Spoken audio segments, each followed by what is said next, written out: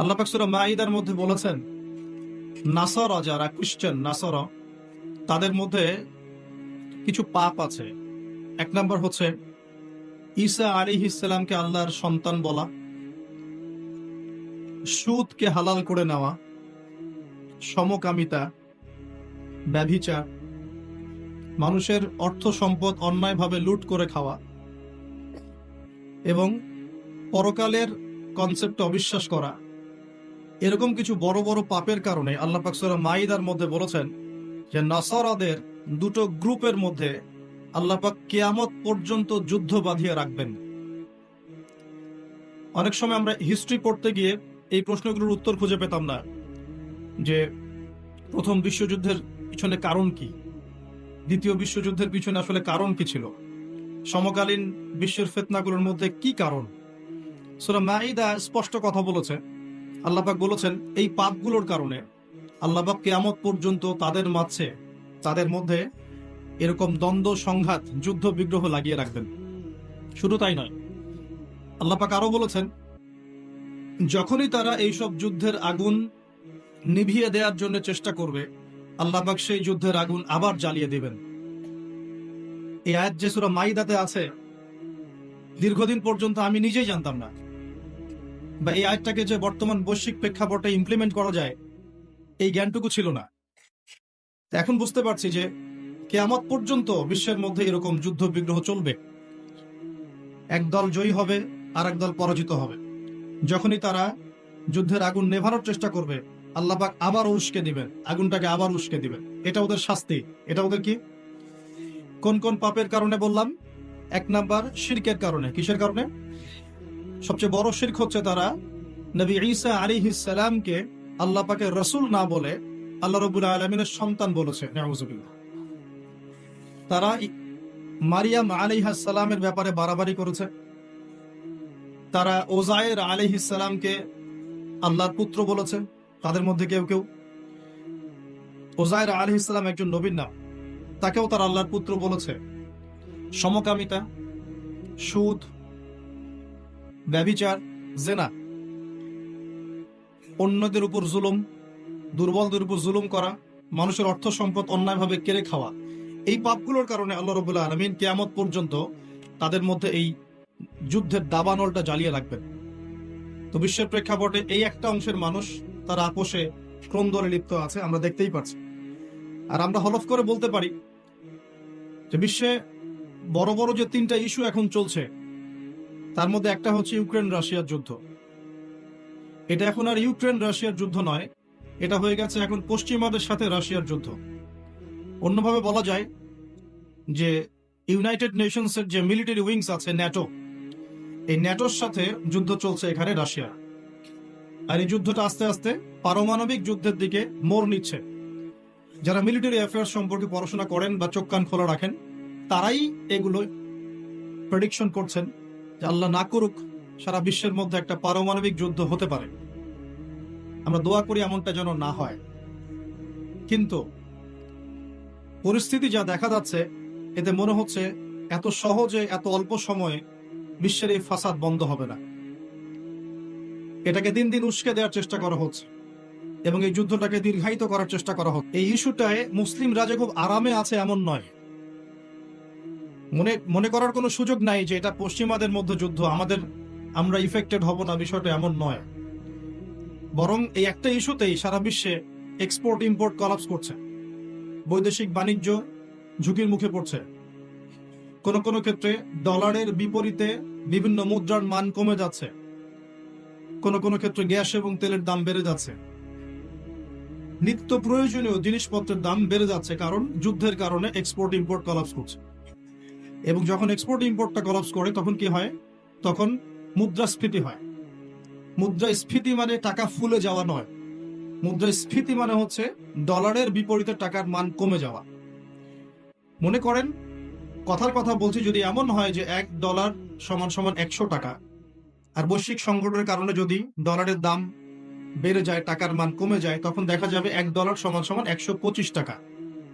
এমন হতে পারে। এই যে 25% বা 20% যে দামটা বেড়ে গেল, তার মানে আপনি আপনার বেতনের 20% শ্রমটা হারিয়ে ফেললেন। আপনার বেতন যদি হয় 100 টাকা, এখন আপনার বেতন হচ্ছে 80 টাকা, অথচ 80 টাকা অর্জনের জন্য আপনাকে 100 টাকা শ্রম দিতে হবে। তো এগুলো কিন্তু একটা ইস্যু সারা বিশ্বে ব্যাপক প্রভাব ফেলে। একটা যুদ্ধ এমনি এমনি লাগানো হয় না, এটা পরিকল্পিত। কারণ বিশ্বে এভাবে যদি ম্যাসাকার না করা হয় তাহলে নতুন শক্তি আত্মপ্রকাশ করে না।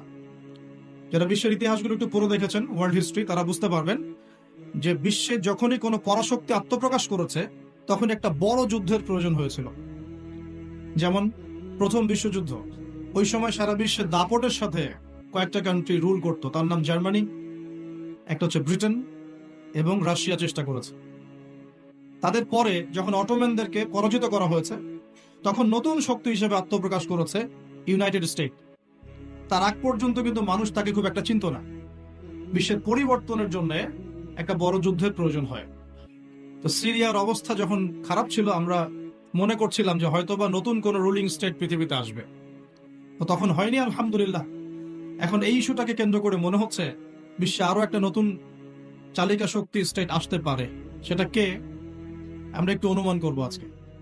কেন অনুমান করব? কারণ তাদের সাথে মুসলিমদের ভবিষ্যৎ জড়িত আছে, তাদের সাথে মুসলিমদের ভবিষ্যৎ জড়িত আছে। সুদটা ওদের কাছে বৈধ এবং সুদ দিয়ে তারা চলে, অন্য রক্ত চুষে খায়। সুদের ফলাফলটা অনেকটা ঢাকা শহরের মতো। কিসের মতো? একটা অংশ দেখবেন দিন দিন রিচ হচ্ছে, রিচ দিন দিন রিচ থেকে রিচার হচ্ছে একটা অংশ, আর একটা অংশ দিন দিন প্রভার্টি এবং ডেস্টিটিউশনের মতো যাচ্ছে। প্রত্যেকটা বড় বড় শহরের এই চিত্র। সুদের মধ্য দিয়ে সারা বিশ্বের একটা অংশের মানুষ দিন দিন ধনী হয়েছে। সবার ক্ষতি হয়নি, কিন্তু ধনীরা আরো ধনী হয়েছে, আর গরিবরা দিন দিন তাদের অর্থ সম্পদের মান হারিয়েছে, তাদের অধিকার হারিয়েছে, তাদের জীবনযাত্রার মান কমে গেছে, প্রভার্টি এবং ডেস্টিটিউশনের মধ্যে চলে গেছে দরিদ্ররা। তারা এক কথায় বলতে পারি দাসত্বের শৃঙ্খলে আবদ্ধ হয়েছে, অর্থনৈতিক দাসত্বের শৃঙ্খলে আবদ্ধ হয়েছে। এটা ব্যক্তি থেকে শুরু করে সমাজ, কোন কোন ক্ষেত্রে রাষ্ট্র পর্যন্ত দাস হয়ে গেছে। আপনারা কি শ্রীলঙ্কার কথা জানেন? দেশটা যে দেউলিয়া হয়ে গিয়েছিল, কেন হয়ে গেছে? মূল কারণটা কি? দুইটা কারণ বল। কয়টা কারণ? অনেকে তিনটা চারটা কারণ বলেন। অর্থনীতিবিদ যারা আছেন, আমাদের দেশের বড় বড় অর্থনীতিবিদ যারা আছেন, তারা 4টা থেকে 5টা কারণ বলেন। আমি স্টাডি করেছি, কিন্তু আমরা ইসলামিক সেন্সে দেখি 2টো কারণ। কয়টা কারণ? 1 নাম্বার দুর্নীতি। 1 নাম্বার কি? দুর্নীতি। 2 নাম্বার হচ্ছে রিবা বা সুদ। ব্যাস, যথেষ্ট। বাকি যেগুলো অপরিকল্পিত প্রজেক্ট ইত্যাদি ইত্যাদি, এগুলো অত মেজর কারণ নয়, এগুলোকে সামাল দেওয়া যেত। মূল কারণ দুটো, একটা হচ্ছে করাপশন বা দুর্নীতি, একটা হচ্ছে রিবা বা সুদ। 1 নাম্বার কে জানেন দুর্নীতিতে? কোন কান্ট্রি? সুদান, দক্ষিণ সুদান। কোন কান্ট্রি? দক্ষিণ সুদান কি মুসলিম কান্ট্রি না মুসলিম কান্ট্রি? মুসলিমরা টপে কেন? দুর্নীতির সাথে মুসলিমদের কোনো সম্পর্ক থাকার কথা কি? তাহলে আমরা টপে কেন, 1 নম্বরে কেন? দক্ষিণ সুদান 1 নম্বরে কেন? ওরা কি মুসলিম না? তাহলে শুধু লা ইলাহা ইল্লাল্লাহ মুখে বললেই মুসলিম হওয়া যায় না, যতক্ষণ পর্যন্ত না মানুষ কোরআন এবং সুন্নাহকে আমল করে দেখাচ্ছে। আপনারা কি জানেন সবচেয়ে কম দুর্নীতিপূর্ণ কান্ট্রি কোনটা? জানেন? ডেনমার্ক। হ্যাঁ, কে বলেছে? ডেনমার্ক। তার সাথে আরো একটা কান্ট্রি আছে, তার নাম হচ্ছে নিউজিল্যান্ড। কোন কান্ট্রি? এই দুটো কান্ট্রির কোনটাই কি মুসলিম কান্ট্রি? তারা কি লা ইলাহা ইল্লাল্লাহ বিশ্বাস করে? তাদের সংবিধানে কোরআন আছে, তাদের আমলের মধ্যে রাসূলের সুন্নাত আছে, তারপরেও তারা দুর্নীতি মুক্ত হলো কিভাবে? তার মানে ওই শিক্ষাটুকু তারা ঠিকই কোরআন সুন্নাহ মোতাবেক আমল করেছে, শুধু মুখে লা ইলাহা ইল্লাল্লাহ হয়তো পড়ে না। তাহলে আমি এতটুকু বোঝাতে যাচ্ছি তারা কেন কোরআনকে বিরোধিতা করছে, কেন কোরআনকে পুড়িয়ে দেওয়ার চেষ্টা করছে। কারণ কোরআন এইসব অন্যায়ের বিরুদ্ধে কথা বলছে। এক, কোরআন সমকামিতার বিরুদ্ধে কথা বলছে। কোরআন সমকামিতার বিরুদ্ধে কথা বলছে, আর তাদের কাছে সমকামিতা হচ্ছে বাক স্বাধীনতা। একটা ছেলে চাইলে একটা ছেলেকে বিয়ে করতে পারে, একটা মেয়ে চাইলে একটা মেয়েকে বিয়ে করতে পারে। বলে নাউজুবিল্লাহ। আসলে বিয়ে তো ওখানে প্রয়োজন নাই, ওখানে প্রয়োজন সেক্সের। কিসের প্রয়োজন? সেক্সুয়াল সম্পর্ক। বিয়ের কোনো প্রয়োজন নেই। তো তারা ওখানে অবাধ এভাবে বিকৃত যৌন চর্চা করে, যেটা কোরআন সরাসরি হারাম করেছে। বরং কোরআন বলছে এমন পাপের কারণে কওমে লুতকে যে শাস্তি দেয়া হয়েছে, এই শাস্তি মহাবিশ্বে কাউকে দেয়া হয়। বলেন নাউজুবিল্লাহ। কওমে লুতের নাম তো শুনেছেন? লুত আলাইহিস সালামের কওম। এই কওমটাকে যখন আল্লাহ পাক ধ্বংস করেন, তখন মাটিটাকে উপরে উঠিয়েছিলেন, জমিনটাকে উপরে উঠিয়েছে, উঠিয়ে আকাশ থেকে পাথর বর্ষণ করেছে। বর্ষণ করার পরে আল্লাহ পাক উল্টা দিকে জমিনটাকে ধসিয়ে দিয়েছেন। এবার এভাবে আল্লাহ রাব্বুল আলামিন কোন কওমকে এর আগে ধ্বংস করেন নাই। তাহলে কোন কওমকে আল্লাহ পাক সবচেয়ে বড় শাস্তি দিয়েছেন বলেন? কওমে লূত। তো এই কওমে লূতের যে এই আপনার শাস্তি, এই শাস্তিটা কি তারা পাওয়ার যোগ্যতা অর্জন করেছে কি করে না? করেছে না করে নাই? এজন্যই হয়তোবা শেষ জামানায় একটা হাদিস এসেছে যে 10টা বড় বড় আলামত আছে শেষ জামানার। তার মধ্যে একটা হচ্ছে বিশাল একটা ভূমিকম্প হবে, একটা পৃথিবীর পূর্ব দিকে, একটা হচ্ছে পশ্চিম দিকে, আর একটা হচ্ছে পৃথিবীর মাঝখানে। আল্লাহ রাব্বুল আলামিন হয়তো ওই শাস্তি আবার পুনরাবৃত্তি ঘটাবে। ওরা কেন কোরআনকে পুড়িয়ে দেয়? কারণ কোরআন এই সমকামিতার বিরুদ্ধে কথা বলছে, কোরআন এই সুদের বিরুদ্ধে কথা বলছে, কোরআন জেনার বিরুদ্ধে কথা বলছে, কোরআন এইসব করাপশনের এগেনস্টে কথা বলছে, এবং কোরআন বলছে যাররা পরিমাণ জুলুম যদি কেউ কারো উপর করে তারও শাস্তি তাকে ভোগ করতে হবে। একজন মানুষ বা একটা জাতি যদি অন্য কোনো জাতির উপর সামান্য জুলুমও করে, সেই শাস্তি আল্লাহ পাক তাকে ভোগ করাবেন কি করাবেন না? এবং সারা বিশ্বের দিকে তাকিয়ে দেখেন যে সারা বিশ্বের প্রত্যেকটা সেক্টরে তাদের জুলুম চলছে কি চলছে না? চলছে কি না? এই কারণেই তারা কোরআনের বিরুদ্ধে এত ক্ষোভ।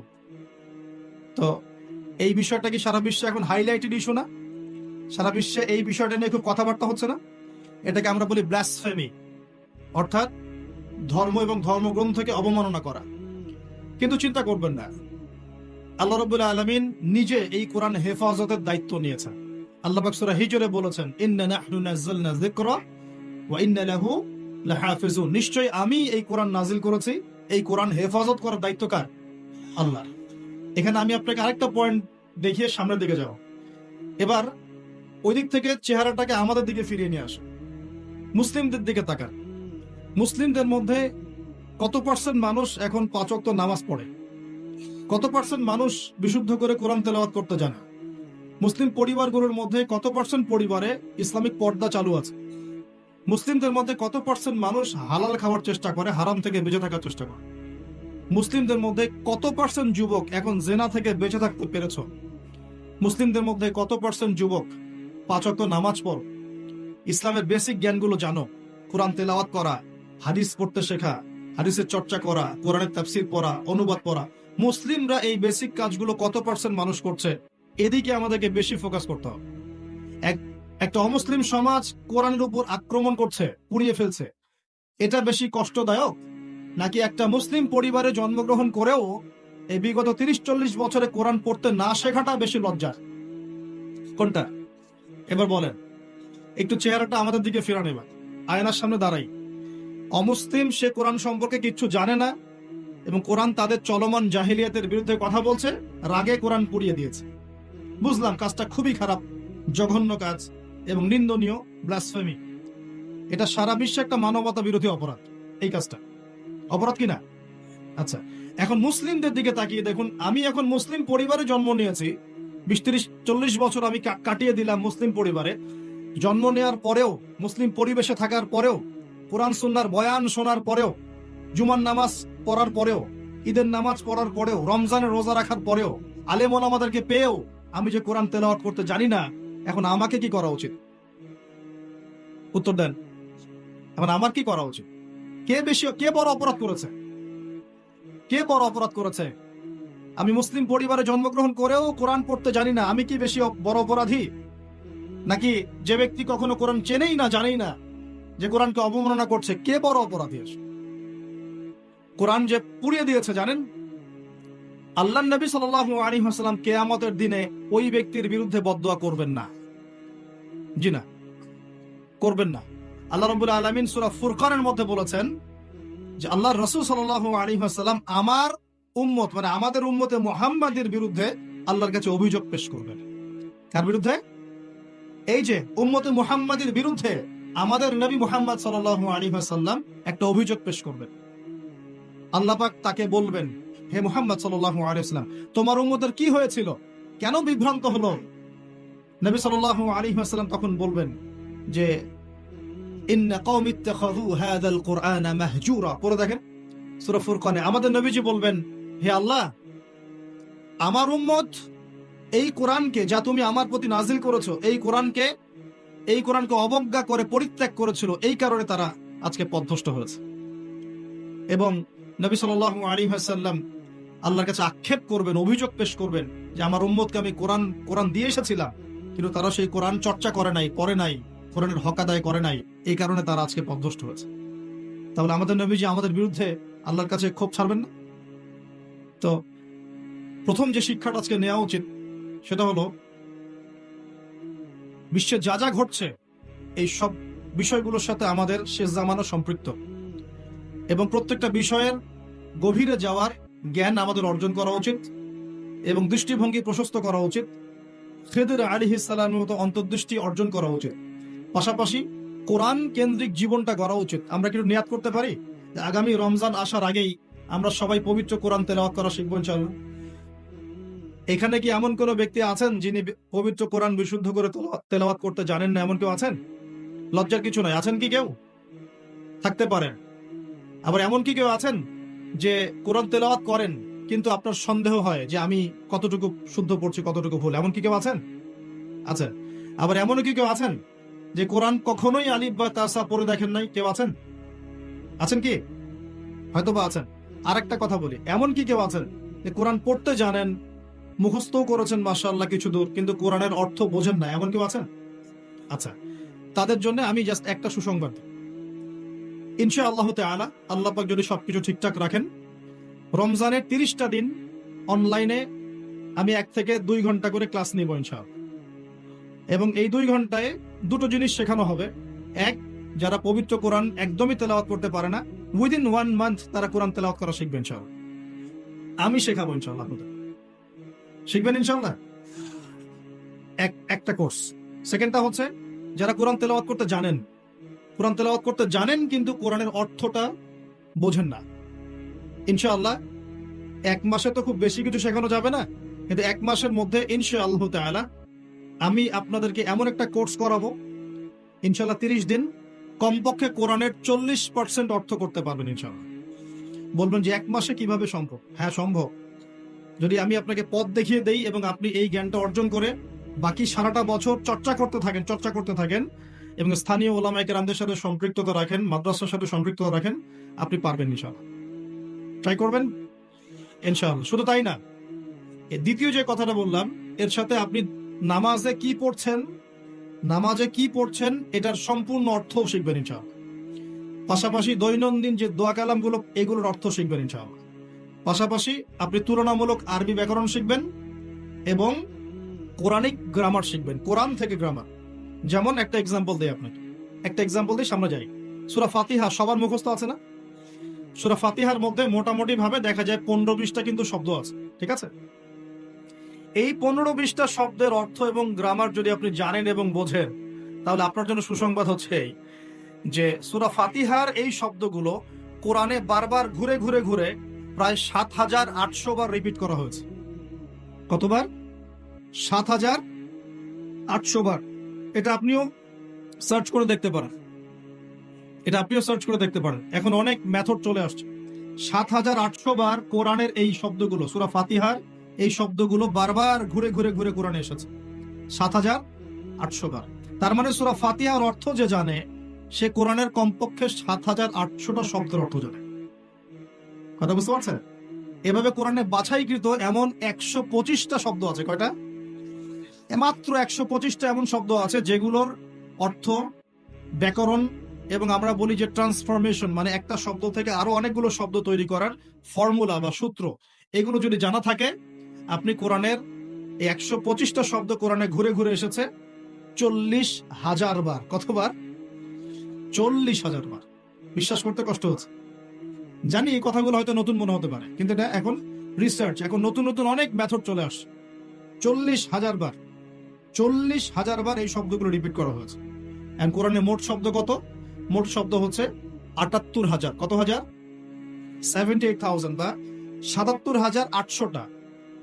এক্স্যাক্টলি হচ্ছে 77,800টা। অ্যাপ্রক্সিমেটলি বললে 78,000, 78,000 শব্দ।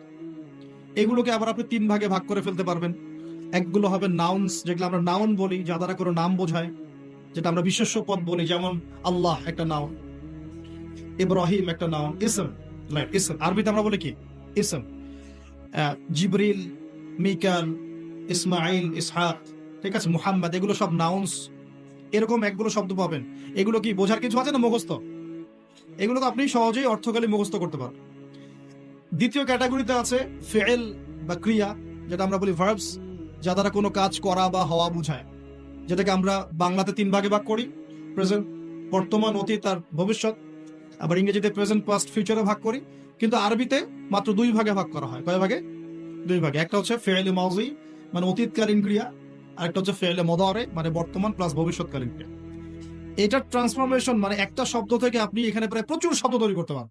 একটা ওয়ার্ড থেকে আপনি আস্তে আস্তে আস্তে আস্তে দেখবেন অনেকগুলো ওয়ার্ড তৈরি করতে পারবেন। এই ট্রান্সফরমেশনটা যদি শিখতে পারেন, আপনি কোরআনের একটা বড় অংশ শিখে ফেলবেন, কারণ কোরআনে অনেক শব্দ এই ক্রিয়াপদে আসছে। এই যে না আবুদু, নাস্তাইন, এই যে আমরা পড়ছি না, লা আবুদু, মা তা'বুদুন, এগুলো সবই ফেল। আরেকটা ক্যাটাগরি হচ্ছে এর নাম হরফ মানে অব্যয়। আমরা বলি না প্রিপোজিশন, প্রোনাউন্স বলি না, প্রোনাউন্স, প্রিপোজিশন, কনজাংশন, এগুলো বলি না, যেটা আমরা বলি অব্যয় পদ, যেটাকে আমরা আরবিতে হরফ বলি। অর্থাৎ ওয়ার্ডস, দুইটা ওয়ার্ডস এর মধ্যে কানেকশন করে অথবা দুইটা সেন্টেন্সের মধ্যে কানেকশন করে, এই সংযোজন বিয়োজন করে, এগুলোকে হরফ বলে। এগুলো কোরআনে অনেকগুলো। আমি আপনাকে 4টা হরফ বলতেছি। একটা হচ্ছে মিন। একটা কি? মিন। আমরা পড়ি না আউযু বিল্লাহি মিনাশ শাইতানির রাজিম, এই মিন, মিন মানে হতে বা থেকে।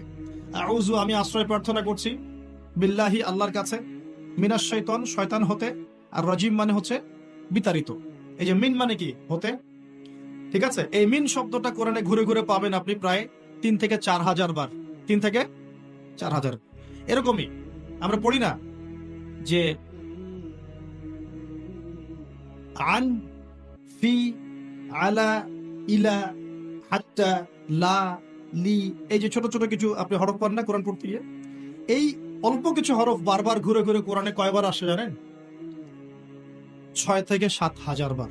6 থেকে 7 হাজার বার। মানে আপনাকে শুধু গ্রামারের ফাংশনটা শিখতে হবে, কিভাবে এই গ্রামার দিয়ে শব্দ তৈরি করতে হয় এবং কিভাবে অর্থ উঠাতে হয়।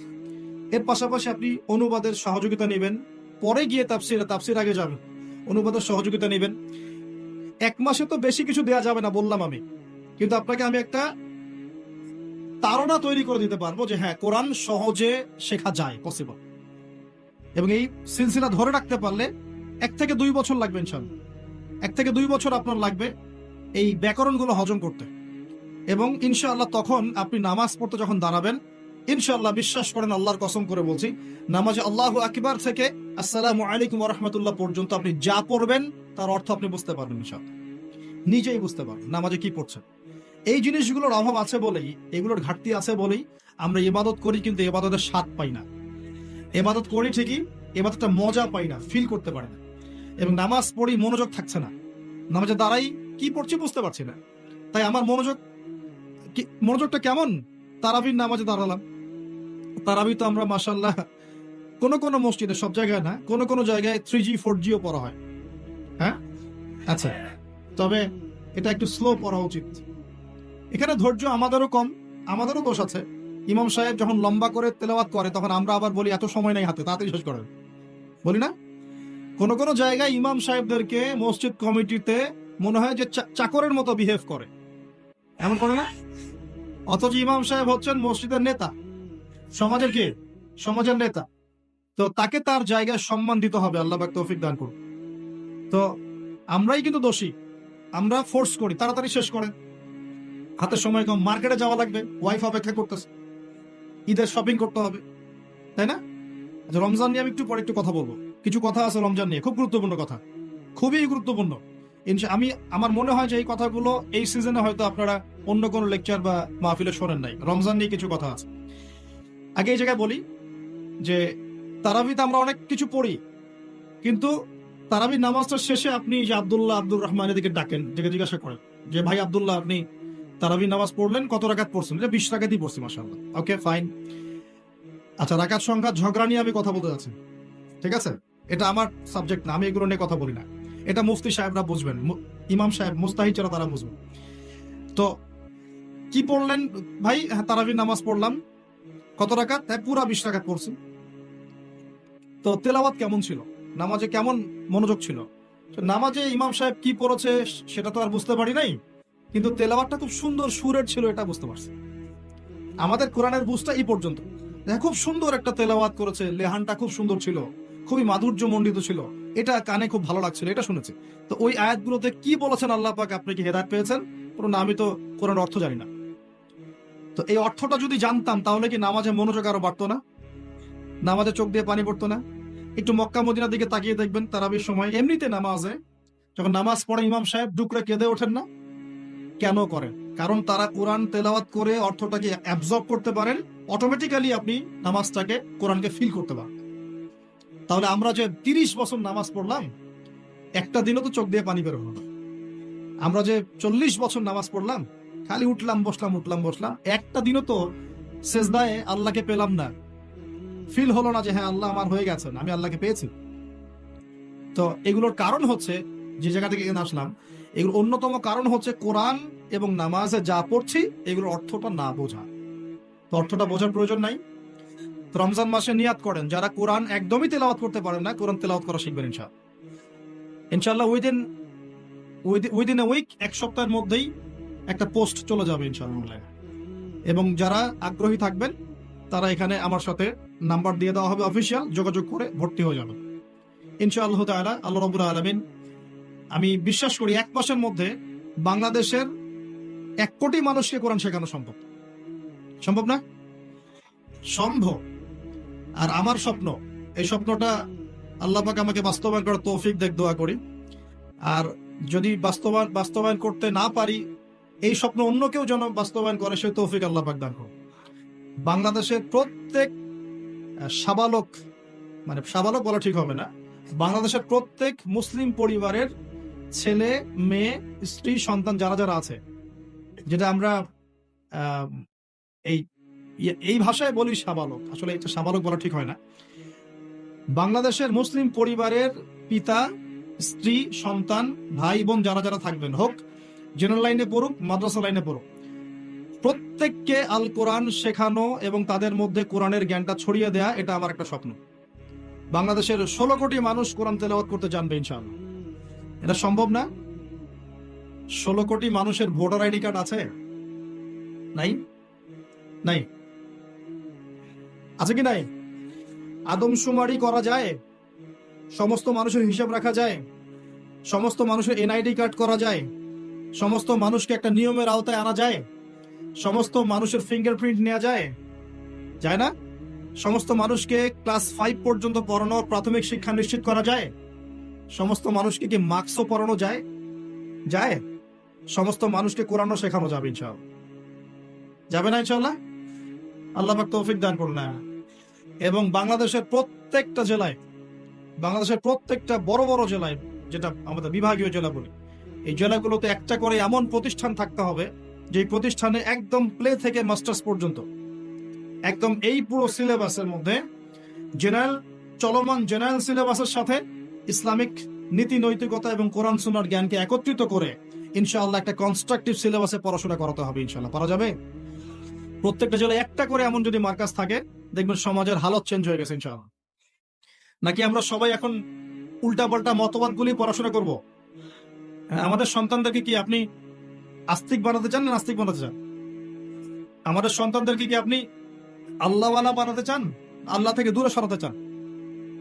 তার উদ্যোগ গ্রহণ করতে হবে।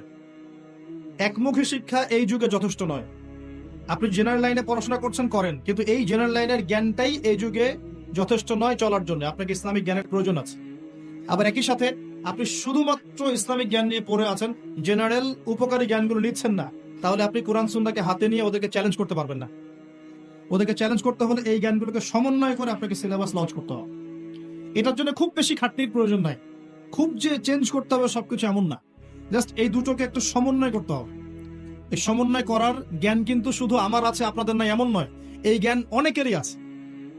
শিক্ষা নিয়ে যারা ভাবেন তারা অনেকেই এটা করতে ক্যাপেবল, তারা পারবেন, একটু যদি চেষ্টা করেন পারবেন। এই চেষ্টাটা এখন একটা বড় চ্যালেঞ্জ। জ্ঞানের ক্ষেত্রে এই বিপ্লবটা ঘটানো এখন একটা বড় চ্যালেঞ্জ আমাদের ফিউচারের জন্য। যদি এখন আমরা এই জিনিসগুলো করতে ব্যর্থ হই, আগামী 20-30 বছর পর দেখবেন, আল্লাহ না করুক, এমন প্রজন্ম চলে আসবে যে বলবে যে আল্লাহ কি, আমি তো চিনি না। নাউজুবিল্লাহ। আমরা কি এটা চাই? আর শুধু আমরা যারা মাদ্রাসা মসজিদের সাথে সম্পৃক্ত, আমরাই কি ইসলাম নিয়ে চলবো, না এই জেনারেল ভাইরাও চলবে? জেনারেল লাইনের ভাইরা, ব্যবসায়ী, চাকরিজীবী, প্রশাসন, এরা কি সংখ্যায় কম না সংখ্যায় বেশি?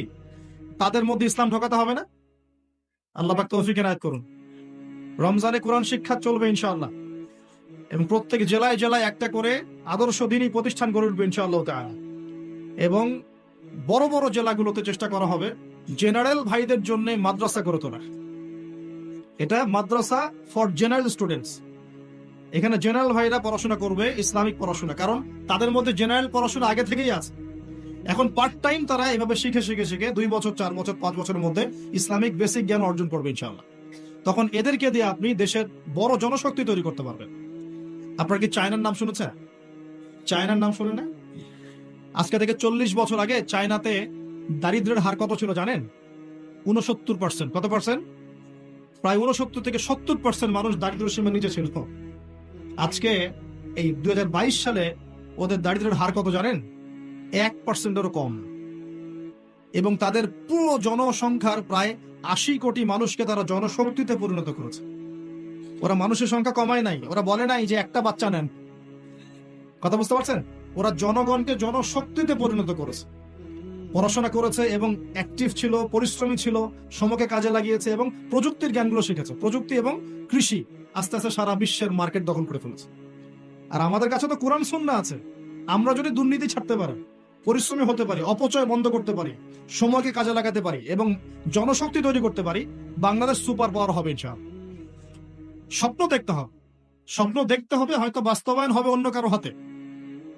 ইমাম বুখারীর কথা জানেন না? ইমাম বুখারীর নাম শুনেছেন না? ইমাম বুখারীর ওস্তাদ একদিন ক্লাসে বলছিলেন, এমন কি কেউ আছে আমার ক্লাসে, কি এমন কেউ আছে যে নবীর হাদিসগুলোর মধ্যে সহিহ জয়ীফগুলো যাচাই বাছাই করে আলাদা করতে পারে? এমন কি কেউ আছে?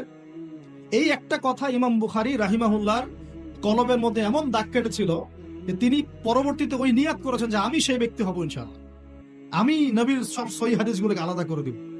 দেখেন, পরে ইমাম বুখারী রাহিমাহুল্লাহ তার যে কিতাব তিনি সংকলন করেছেন, এই কিতাবটা কি কিয়ামত পর্যন্ত অমর হয়ে আছে না? অতএব আমাকে করতে হবে জরুরি না। যদি এই থটস গুলো আপনাদের মধ্যে চলে যায়, পরবর্তীতে কেউ যদি এগুলো বাস্তবায়ন করে তাও চলবে ইনশাআল্লাহ। আল্লাহ পাক আপনাদের সবাইকে কথাগুলো বোঝার তৌফিক দেন। আরেকটা খবর দেই, সেটা হলো, এটা আমার স্ত্রী আমাকে বলতে বলেছে। আর বাসার ডিপার্টমেন্ট খুব জটিল ডিপার্টমেন্ট, এই ডিপার্টমেন্ট হ্যান্ডেল না করতে পারলে সমস্যা। ঠিক আছে, একটা কথা বলি তারপর সামনে যাই। এক সাহাবী এসেছেন ওমর রাদিয়াল্লাহু আনহুর দরজায়। কার দরজায়? ওমর রাদিয়াল্লাহু আনহু তখন আমিরুল মুমিনিন। আমিরুল মুমিনিন তো বোঝেন, পুরো অর্ধবিশ্বের শাসক তিনি। এতটুকু রাষ্ট্রের না, অর্ধবিশ্বের শাসক। তো ওই সাহাবী এসে ঘরের কাছে দাঁড়িয়ে আছেন, একটা বিচার নিয়ে আসছেন। কি নিয়ে আসছেন? বিচার। দাঁড়িয়ে আছেন আছেন আছেন আর ভিতর থেকে কিছু শব্দ শোনা যাচ্ছে, কিছু উচ্চ শব্দ শোনা যাচ্ছে। তো অনেকক্ষণ পর আমিরুল মুমিনিন গেট খুলে বের হয়ে বলছেন, কি সমস্যা, কি জন্য আসছো, কি প্রয়োজন, কি হাজাত? তিনি বলছেন, ইয়া আমিরুল মুমিনিন, আসলে আমি যে বিষয়ে অভিযোগ করতে আসছিলাম, তা আমি দেখলাম যে আমার অবস্থা আপনার চেয়ে ভালো, এই জন্য আমার অভিযোগের দরকার নাই। বুঝতে পারলেন? তখন আমিরুল মুমিনিন তিনি বলছেন যে আসলে দেখো, আমাদের স্ত্রীরা, তাদেরকে আমরা আল্লাহর কাছে একটা বড় বিশাল একটা অঙ্গীকার দিয়ে গ্রহণ করি। তারা আমাদের সন্তান ধারণ করে, আমাদের বাসা দেখাশোনা করে, খাবার দাবার তৈরি করে, কাপড় চোপড় ধোয়, সে আমার অনেক কাজ করে। এই কারণে মাঝে মাঝে তারা যদি একটু রাগ টাগ ঝাড়ে, তখন একটু সবর করে শুনতে হয়। এটা কে বলছেন? আমিরুল মুমিনিন, যিনি এক হুকুম দিলে পারস্য দখল হয়ে যায়, একটা হুকুম দিলে রোমান সাম্রাজ্যের পতন ঘটে যায়, সে আমিরুল মুমিনিন বাসায় এইরকম অবস্থা আছে। তো ওই জন্য বললাম যে বাসা ঠিক থাকলে আসলে সব ঠিক। তো বাসাকে ঠিক রাখার স্বার্থে যেহেতু এটা দেখবে আবার, সে কারণে একটু বলতে হচ্ছে। রিকোয়েস্ট করেছে এটা যে আপনাদের এই মিরপুরেই ইনশাআল্লাহ তাআলা একটা বালিকা মাদ্রাসা গড়ে উঠছে ইনশাআল্লাহ, মেয়েদের মাদ্রাসা। সেটা সম্পূর্ণ আমার স্ত্রী চালাবেন ইনশাআল্লাহ তাআলা, একদম গোড়া থেকে নিয়ে আস্তে আস্তে পর্যায়ক্রমে দাওরা হাদিস পর্যন্ত। এবং সেখানে ক্লাসিক্যাল যে সিলেবাস, এর পাশাপাশি জেনারেল শিক্ষিত দিনী বোনদের জন্য বোথ অনলাইন এবং অফলাইনে কিছু ডিপ্লোমা কোর্স চালু করা হয়েছে, ইসলামিক ডিপ্লোমা কোর্স। যেমন 6 থেকে 1 বছরের মধ্যে তারা 5টা থেকে 6টা সাবজেক্ট পড়বে, যেমন আকীদা, যেমন হাদিস, কোরআন তেলাওয়াত, রাসূলের জীবনী, ইসলামের ইতিহাস এবং ফিকহের মাসালাগুলো। এভাবে বইগুলো ভাগ করে দেওয়া হবে, সাবজেক্ট ভাগ করে দেওয়া হবে, অনলাইন অফলাইন বোথ, দুটোতেই তারা ক্লাস করতে পারবে। এভাবে 6 মাস 1 বছরের কিছু কোর্স তারা চালু করেছে। এটা অ্যানাউন্স করতে আমাকে বলা হয়েছে। আপনাদের মা বোনদেরকে যদি পাঠাতে পারেন সপ্তাহে 2 দিন 3 দিন করে, ইনশাআল্লাহ তাআলা তারা কিছু দিনের জ্ঞান শিখে বাসায় ফিরবে ইনশাআল্লাহ। এই বিষয়টা বলার জন্য রিকোয়েস্টেড ছিলাম আমি বলতে পেরে আমার ভালো লাগছে, আলহামদুলিল্লাহ। আমরা দোয়া করি আল্লাহ পাক এমন কোর্সগুলো প্রত্যেকটা মাদ্রাসায় চালু করার তৌফিক দেন। এখানেও মাদ্রাসা আছে শুনেছি আমি, আপনাদের মাদ্রাসার উদ্যোগে ক্লাসিক্যাল যে ধারায় চলছে এটা চলুক, পাশাপাশি জেনারেল ভাইদের জন্য ডিপ্লোমা কোর্স চালু করা, পাশাপাশি নৈশকালীন কোরআন শিক্ষা চালু করা, পাশাপাশি একটু দাওয়াতের মেহনত করেন। মানে শুধু মাদ্রাসায় গতানুগতিক পড়াশোনাই হবে নট নেসেসারি, কিছু ইনোভেটিভ চিন্তা করেন।